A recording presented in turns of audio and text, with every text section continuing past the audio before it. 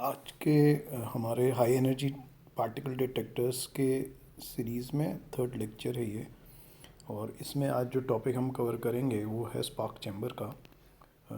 हमने बाकी जो दो चैम्बर्स हैं, फोटोग्राफिक एमल्शंस, और दूसरा जो था वो बबल चैम्बर, और एक क्लाउड चैम्बर, तीन हम पार्ट कर चुके हैं इसमें।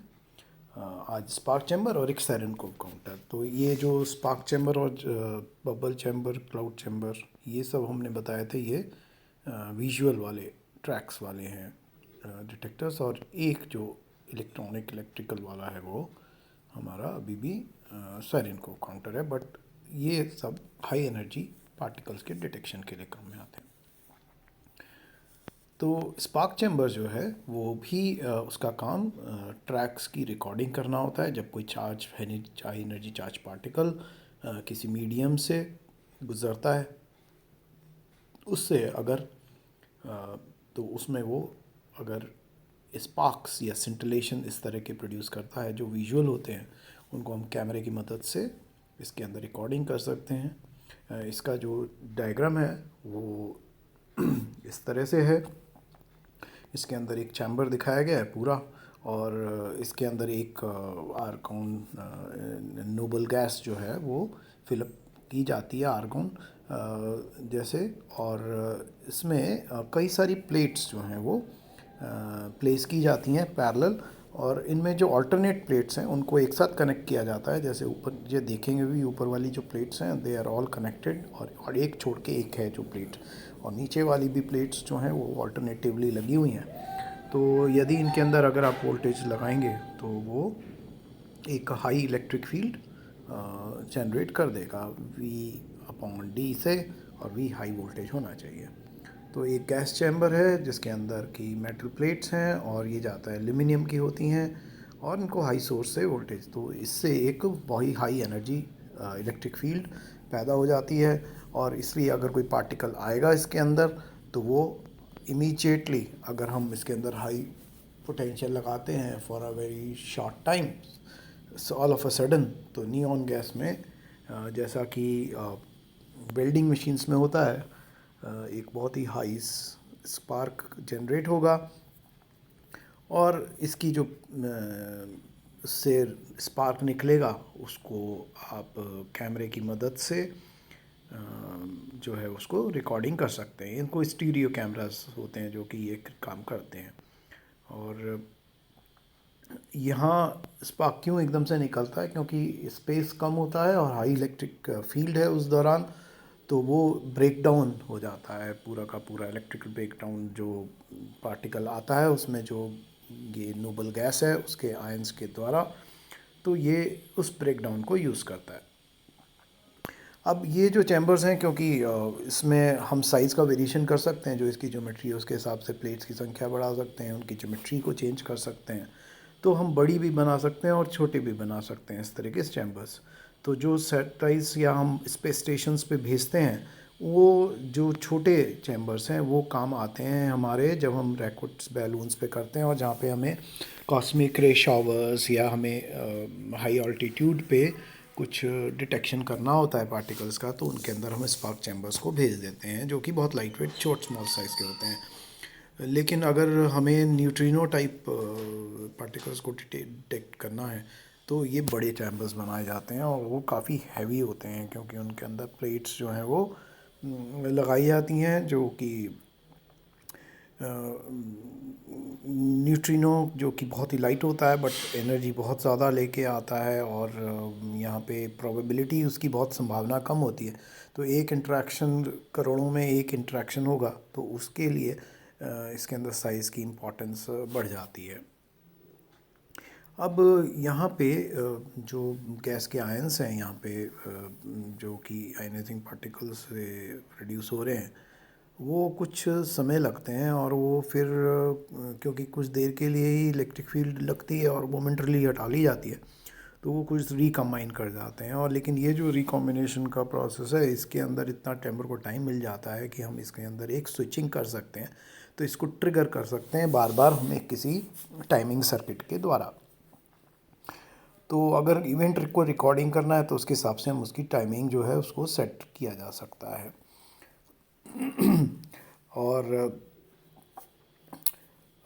और भी तरह के जो पार्टिकल डिटेक्टर्स हैं उनको भी यूज़ किया जा सकता है इसमें ट्रिगरिंग सिस्टम के लिए, अगर किसी स्पेशल एप्लीकेशन की। जो मेन डिसएडवांटेज है इस स्पार्क चैम्बर का वो यही है कि ये नहीं बताता है कि किस तरह का वो जो इवेंट है वो होता है हुआ है। तो ये सिर्फ उसकी प्रेजेंस को शो करता है। तो जो चैम्बर है उसके अंदर वो हमें इंफॉर्मेशन दे देता है।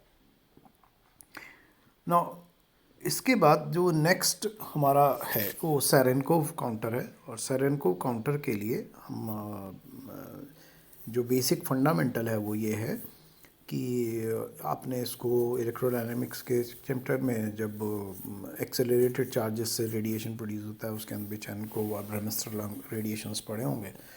तो ये एक स्पेशल काइंड का लॉस है, जैसा कि वहाँ गैस के आयनाइजेशन में होता है, यहाँ पे वो एक थोड़ा डिफरेंट कंसेप्ट है जिसमें एनर्जी लॉस होता है कि जब कोई चार्ज पार्टिकल आता है और किसी मीडियम में जो ट्रांसपेरेंट होते हैं, तो ट्रांसपेरेंट मीडियम में आपको पता है उनका जो रिफ्रैक्टिव इंडेक्स है या डाइलेक्ट्रिक कांस्टेंट है वो v equal to C by N से स्पीड कम हो जाती है उस मीडियम में। तो अगर उनकी velocity v equal to beta C लिखें हम, means beta is some number जो कि v बाई सी को रिप्रेजेंट करता हो, तो अगर उसकी phase velocity c by N से वो वेलोसिटी जिसके अंदर वो पास हो रहा है वो रेशियो v बाई सी अगर वो उससे ज़्यादा होता है तो ये जो लॉस है जो सफ़र होता है उसको हम सैरेनकोव का रेडिएशन बोलते हैं। ये जो लॉस हुआ है रेडिएशन का वो एक निश्चित कोण में प्रोपोगेट होता है, जैसा कि सॉलिड एंगल में भी होता है। तो उस तरह के कोण में होता है और उसकी जो एक्सेस है वो उस पार्टिकल की ये बताती है कि वो किधर से गुजरा है या उसके ट्रैक की लेंथ के बारे में बताती है। जिसका जो एंगल है वो कॉस थीटा से दिया जाता है 1/βn।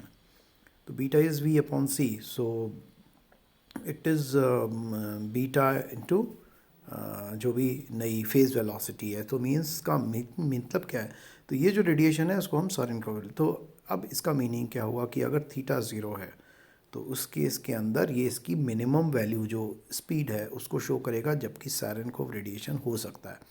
तो थीटा इजिकल टू ज़ीरो के लिए ये मिनिमम वैल्यू हुआ जो है वो फेज़ वेलोसिटी से ज़्यादा होना चाहिए।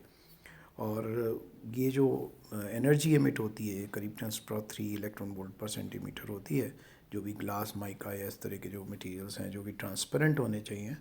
और इसके अंदर आयनाइजेशन का जो लॉस है वो नेग्लिजिबल अमाउंट का हो जाता है। ये जो एनर्जी यहाँ पे एमिट होती है वो डिपेंड नहीं करती है मास पे। अगर इस रिलेशन को कॉस थीटा को भी देखें तो ये इट डिपेंड सिर्फ इस पे करती है कि उसका चार्ज क्या है और उसकी वेलोसिटी क्या है। तो ये जो उसका फ़ीचर है वो एक ही इम्पॉर्टेंट फ़ीचर है कि ये चार्ज और वेलोसिटी पे डिपेंडेंट होता है।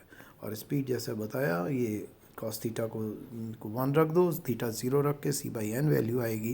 तो ये मिनिमम स्पीड है जो कि उसकी हो सकती है। तो it can cross the value of c। और ये जो रेडिएशन अब क्योंकि विजिबल होता है इसलिए तो इनकी जो रेंज है वो भी हमारी जो विजिबल वेवलेंथ है उसके अंदर ही रहते हैं। तो हमें जो थीटा है 1/βn से रेगुलेट हो रहा है वो हमें वेलोसिटी भी देता है और उसकी एनर्जी के बारे में भी जानकारी हम फाइंड आउट कर सकते हैं बहुत easily, because kinetic energy is just half mv², but for a given mass it is not dependent on mass. So तो डिटेक्टर्स जो इस बेस पे बनते हैं हाई एनर्जी उनको हम सैरेनकोव काउंटर्स बोलते हैं। और इसके अंदर जो बेसिक कंस्ट्रक्शन है उसके अंदर एक लुसाइट ब्लॉक को प्लेस किया जाता है, पार्टिकल आता है और उसमें से ट्रांसमिट करता है। जो ट्रांसमिट करता है उस दौरान जो लॉस होता है उसके द्वारा एनर्जी रेडिकुलेट होती है। ये जो लाइट एमिट होती है उसको आप एक फ़ोटो कैथोड पे डाल सकते हैं जो कि सिंटिलेशन ट्यूब में होता है और उससे फिर वो फ़ोटो इलेक्ट्रॉन्स की को पैदा कर सकता है, जिससे कि हम पल्स को फाइंड आउट कर सकें और आगे डिटेक्शन सिस्टम में यूज़ कर सकें। तो यहाँ पे जो ये जो थ्रेशोल्ड वैल्यू है, ये कई बार बहुत ही फ़ायदा होता है, क्योंकि इसके अंदर मिनिमम एनर्जी जो है वो डिफ़ाइन हो जाती है। उसकी वजह से जो ये डिटेक्टर है वो लो एनर्जी के कई पार्टिकल्स को डिस्कार्ड कर देता है, जो कि डिटेक्शन में हमको नहीं करने होते हैं, वो नॉइज़ क्रिएट करते हैं। तो ये तो एक तो ये चीज़, और दूसरा ये है कि ये क्योंकि कॉस थीटा इसकी वैल्यू से दिया जाता है, तो ये सेलेक्टिव होते हैं कि भाई इसी कोन के अंदर ही जो है वो ये पार्टिकल्स निकलेंगे। तो ये इनका स्पेशल फीचर है। तो आप इसकी डायरेक्शन और वेलोसिटी दोनों की गणना इस के लिए कर सकते हैं। एक एडवांटेज और है कि इसका बहुत लार्ज साइज़, क्योंकि प्लेट्स ही आपको प्लेस करना है, इसमें सिर्फ एक स्लैब चाहिए होता है, तो इसके अंदर आप एक लार्ज साइज़ में भी इसको कर सकते हैं, क्योंकि रिफ्रैक्टिव इंडेक्स पे डिपेंड कर रहा है। तो it does not depend on the thickness, so you can choose a value refractive index which gives you a sufficient velocity value. और जो ट्रांसपेरेंट हो मीडियम, तो इसको कई बार हाई एनर्जी डिटेक्ट एक्सरेज के लिए भी काम में लिया जाता है।